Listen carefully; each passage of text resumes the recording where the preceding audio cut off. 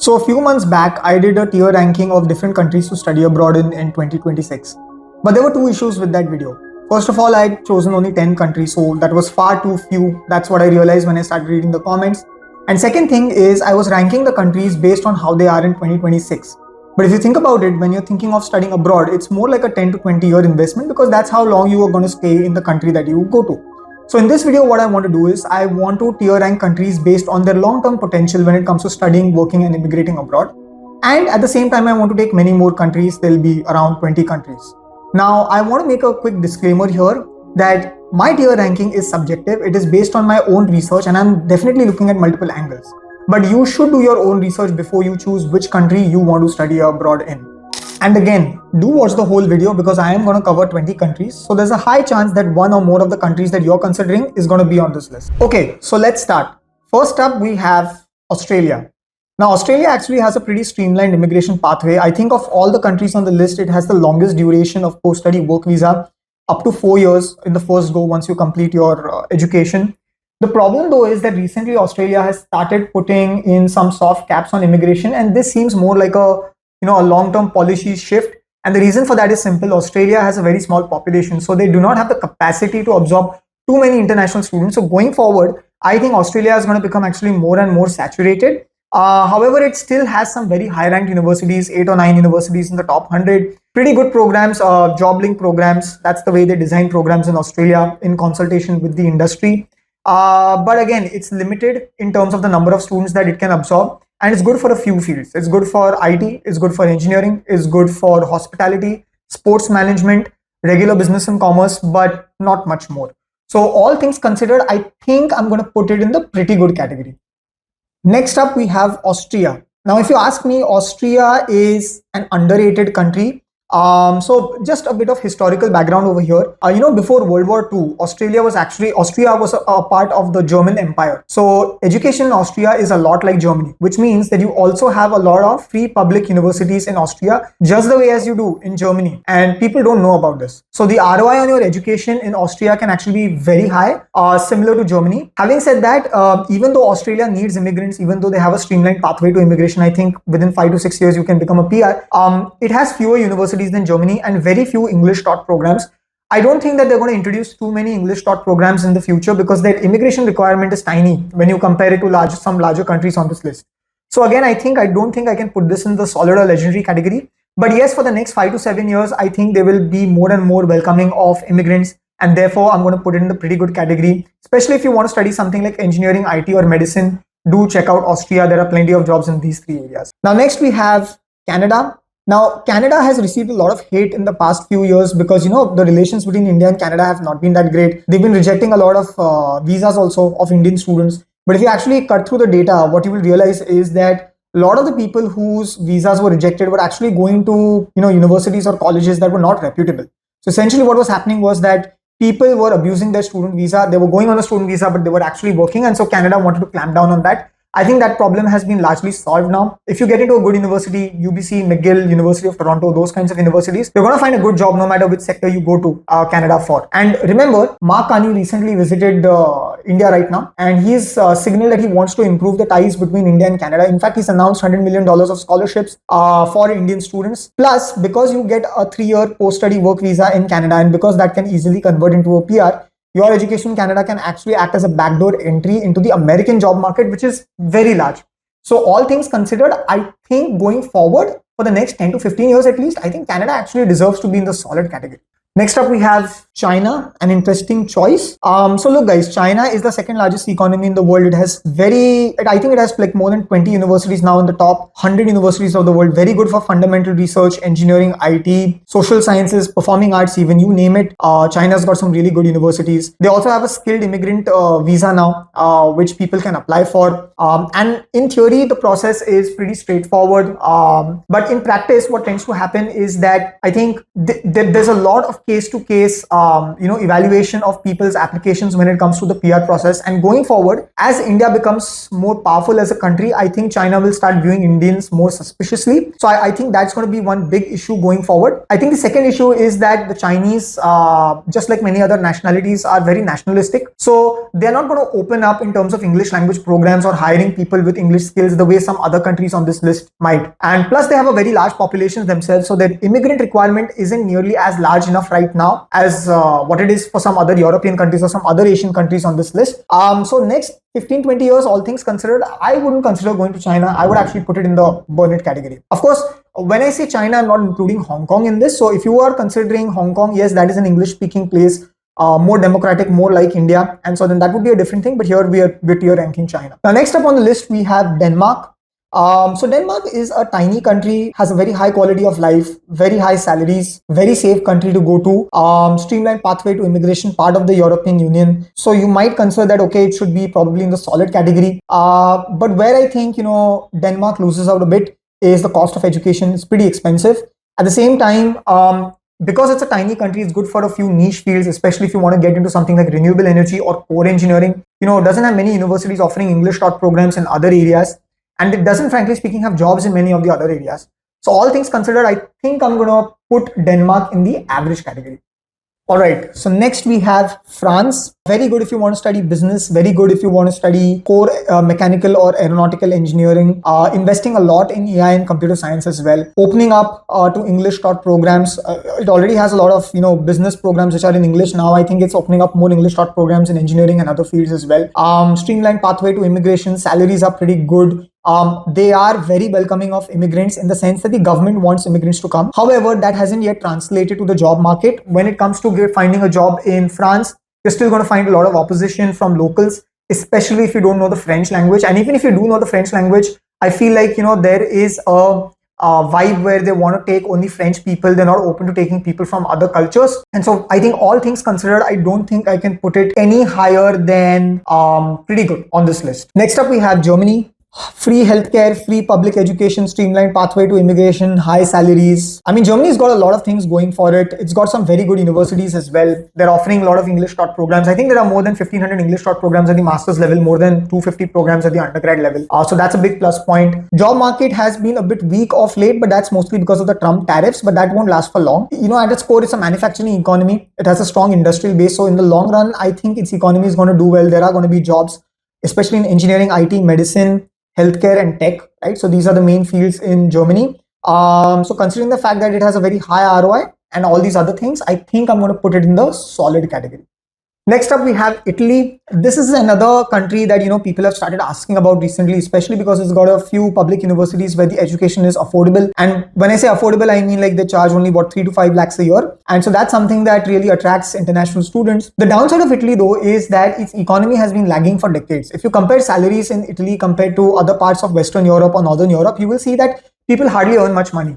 But the tax rates are pretty high, which means that if you go to Italy, even if you get your education done in lesser cost, you're going to struggle to get a high-paying job and you're going to struggle to build a bank balance. And unlike some other countries like Germany, which have a heavy manufacturing sector, Italy actually is more service-oriented. So it's very hard to say how well their economy will do in the future. Again, going by history, it hasn't done well. And going by what the policies currently are, it doesn't seem like they're going to do well in the future. So I would actually put it in meh. Like I would not consider this country unless and until, I really don't have a budget and I really don't have any other options. Next, we have Japan, the second Asian country on our list today. Now, Japan is, I think, a very strong country to consider for the next 10 to 15 years, simply because, they are facing a demographic crisis of epic proportions. I mean, I was reading a report and they said that I think they're going to lose something like 25% of their population in the next 30 or 40 years. The Japanese just aren't having enough kids. And so they basically are going to require a lot of international students to basically stem this demographic decline. They're also investing a lot in areas like robotics and AI to take care of the demographic issue. Plus they have some solid universities, University of Tokyo, Tokyo Tech, Kyoto University, Osaka University, very good programs in CS, IT, medicine, engineering, social sciences and humanities even. The only downsides of Japan would probably at this point be that they don't have English taught programs, not enough English taught programs, but I think that's something that they're working on. And because we're doing a video which is for the next 10, 15, 20 years, Given the direction the Japanese government is taking, I think we should put it in the solid category. Also, FYI, guys, there is one Japanese government scholarship called as the MEX scholarship, offered by Japanese embassies around the world. If you win the MEX scholarship, you basically get your entire education in Japan done for free. Tuition, living, flight, and visa, all costs covered in that. Next up, we have New Zealand. Now, New Zealand is a great country to go to vacation. Honestly, it's a beautiful country. But the issue with New Zealand is that it's a very tiny country in terms of the size of the economy and the population. So again, you have an issue that they can't absorb too many international students. It's good if you want to study some niche areas. You want to study hospitality, you want to study aviation, you want to study maybe say sports management. Again, do definitely consider New Zealand. But outside of these 3 or 4 areas, it's not really good for much. I don't think that in the long run it can absorb many students. In fact, you can see this in their PR program as well. So in New Zealand, they have a skilled immigration route if you want a PR. The problem is that you have to earn way more than what the average New Zealander earns to be eligible to get the PR in New Zealand, right? So realistically, I don't see that happening for most people. And for all these reasons, I'm going to put it in the meh category. In fact, New Zealand is, it's a country where their own citizens are immigrating to Australia. Go check this out. Their ex-PM, Jacinda Ardern, she recently herself moved to Australia. So what does that tell you about the country, right? So next up, we have the Netherlands. Another European country that many international students are now favoring, and I think they're favoring, Netherlands for 2 reasons. One is that it has some very high quality universities, TU Delft, University of Amsterdam, these types of universities. And then I think the other thing is that it's one of the few European countries where even though the official language is not English, more than 90% of the people can speak English. But if you take a look at Netherlands, what's been happening is that there has been a housing crisis. So there aren't enough, housing units for their locals. And the second issue is that the current Netherlands government, and even I think the successive ones that will come to power, will want to preserve their national identity. So I see Netherlands actually restricting the amount of international students that can come in. In fact, I think there was some bill in the parliament also last year. I don't know exactly what happened to that bill, but where they were trying to restrict the total number of international students. So, if you consider which way the wind is blowing in Netherlands, it seems to me that they basically don't want as many international students. And so if I'm taking a 15 to 20 year long, view of this whole thing, I think Netherlands, I don't think I can give it more than average, to be honest. Next up, we have the UK.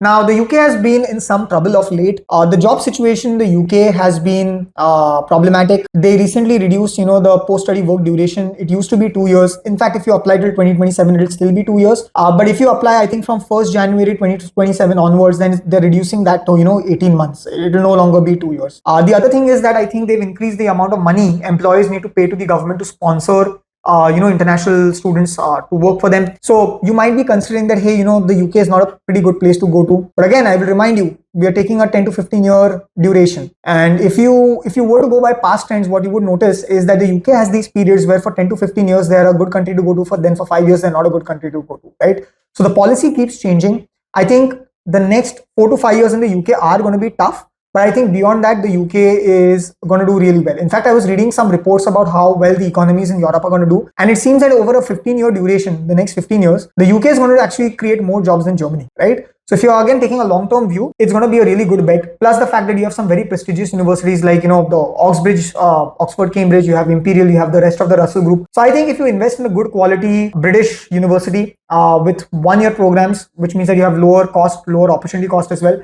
I think you can see very high ROI in the long run, and you can probably position yourself to get jobs in different parts of the world. So for all these reasons, I think I'm going to put UK in the solid category. I know this is going to ruffle some feathers. People are probably not going to agree with me in the comments, but I genuinely think that the UK is still a very solid choice. Now, next we have Poland, country in Eastern Europe. According to me, it's very underrated. In fact, my own opinion of Poland has changed over the last 1 year. A year back, had you asked me, I would have put it probably in the meh or in the average category. But on doing some further research, what I've realized is that the Polish government is doing a lot to attract high quality immigrants, and they're doing a lot to attract actually the right kinds of companies. So if you take a look, they've done a lot to attract companies like Microsoft and Amazon into the country. In fact, Poland has now earned a reputation for being Europe's back office. And the good thing about being Europe's back office is it means that most of the jobs in Poland are going to be for English speaking people. Because when you work in Poland, you're actually serving the rest of the world. Kind of like, how you have people in call centers in India serving the rest of the world, right? So that's how Poland is positioning itself. So I actually think that, even though it's a non-English speaking country, over the next 10 to 15 years, you'll see a lot more universities in Poland offering English short programs. You see a lot more job openings, which are okay for people, who only know the English language. And even education in Poland is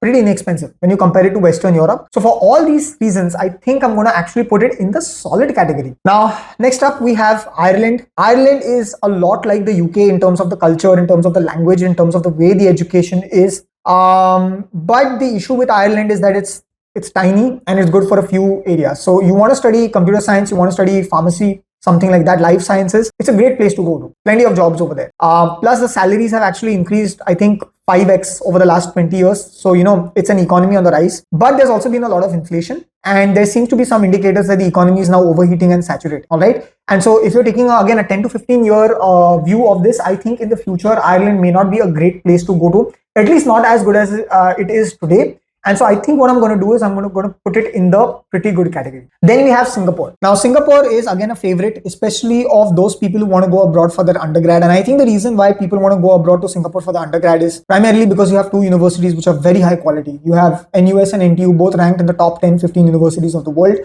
People speak English over there. It's close to India, both in terms of its geographical proximity and in terms of its culture. So I think even parents feel comfortable sending their kids over there. Plus the quality of life is just exceptional. But again, Singapore suffers from the fact that it's a tiny island country. It cannot handle too many immigrants. In fact, if you take a look at its PR process, it's not very transparent. PRs are given on a case-to-case basis. Even, there is some differential treatment when it comes to buying houses for international people.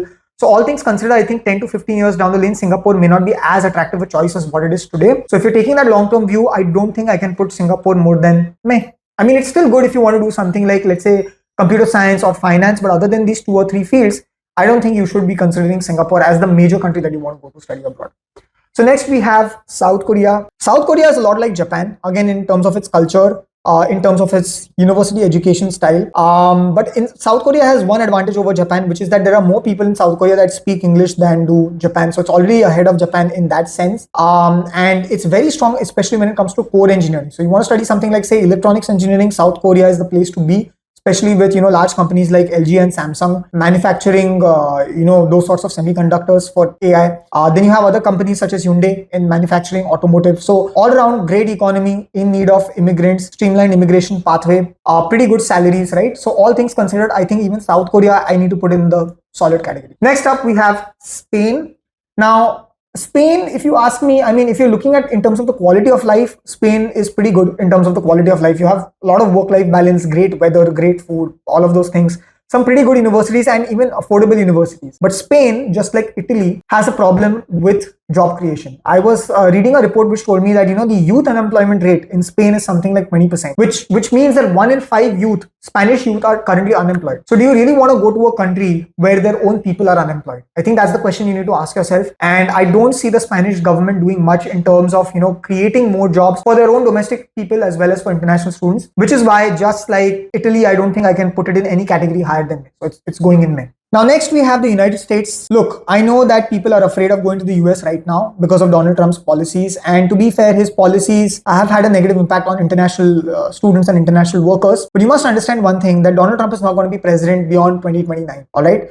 And it's very likely that he's actually going to lose the next election. If you're following US politics, you would know this. And the US actually knows that they cannot survive without immigrants. Already, you take a look at any of their major countries. You take a look at Google.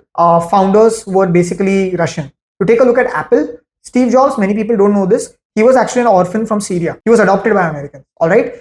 You take a look at many of their top tech companies, industrial companies. The CEOs are actually Indians or people from outside the US. So they know that they need immigrants to survive, all right? Which is why I think that I need to put US in the legendary category. Because honestly speaking, guys, there is no country in this list which has as many number of high-ranked English taught programs. There is no country which has an economy the size of the US. There is no country which has such high-paying jobs, all right? So if you want to take a bet on the long term, if you want to work at the cutting edge of technology, you've still got to go to the United States, all right? Then next we have Switzerland. Interesting country to go to. A lot of people are enamored by Switzerland, especially when they, look at the scenic beauty of the Alps.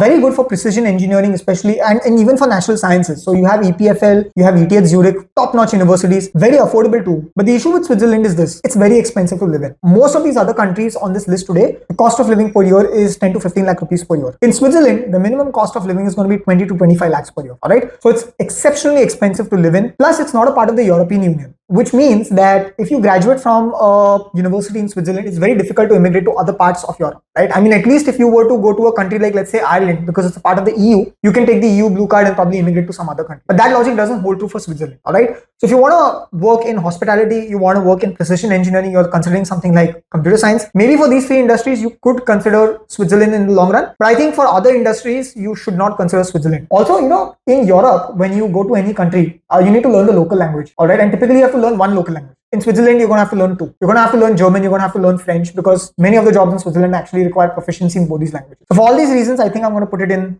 May, not more than that. Then at the end, the last country we have is UAE, United Arab Emirates. All right, so we're filming this video in late March 2026, and we have the war between Iran and United States going on, and the UAE has been collateral damage. I think whatever illusion of safety we had with respect to the UAE, I think that's shattered, at least in my mind. I think Iran has proven that they can attack UAE whenever they want to. And yes, there are many good universities coming up in UAE, a lot of British, a lot of Australian universities, a lot of French business schools setting up shop in the UAE. It had a vibrant economy, it had great immigration opportunities as well, right? But I think safety has now become a major concern, and so as of today, because of the safety issue, I think I'm going to put it in the average category. Guys, if the war actually solves itself and if the UAE can prove that it is a safe destination for immigrants, I would actually put it in the pretty good or the solid tier. Considering things right now, I don't think I can put it higher than average. All right, so that completes our tier ranking for the day. Let me know if you agree with my ranking. Also, let me know in the comments whether I've missed out a country that you are interested in. I'll do my best to tier rank that. And as always, if you have any questions, let me know in the comments. Thanks for watching. I'll see you in the next one.